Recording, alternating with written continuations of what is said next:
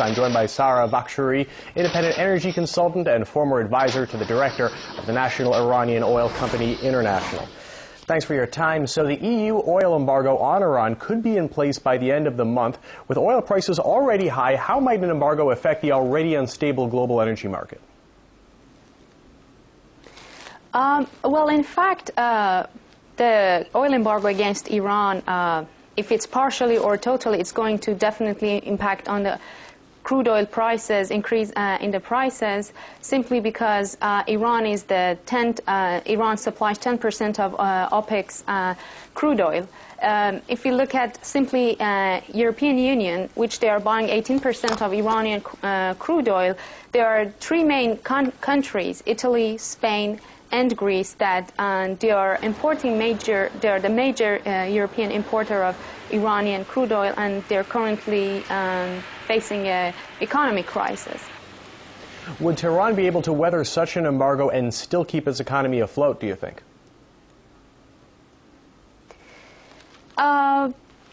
Pardon me, I'm not sure if I could hear. I didn't hear. That's your okay. voice. I'll repeat the question. Do you think Tehran would be able to weather such an embargo? Would they be able to keep their economy afloat if such an embargo is in place?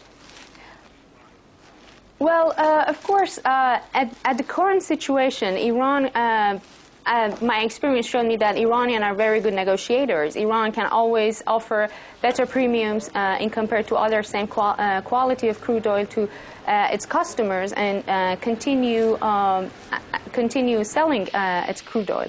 Also, in case of any sanction on Iranian central bank, Iran can still enter to the barter trade with its customers. Simply looking, China is buying 22% of Iranian crude oil, which stands for 11% of Chinese oil need.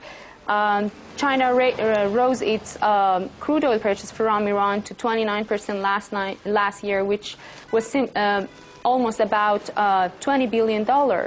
Also, China is the main supplier of gasoline to Iran, and from July 2010 to July 2011, Chinese refinery Zhenrong sold worth of 500 million barrels of gasoline to Iran. So these two countries can easily enter to a barter trade.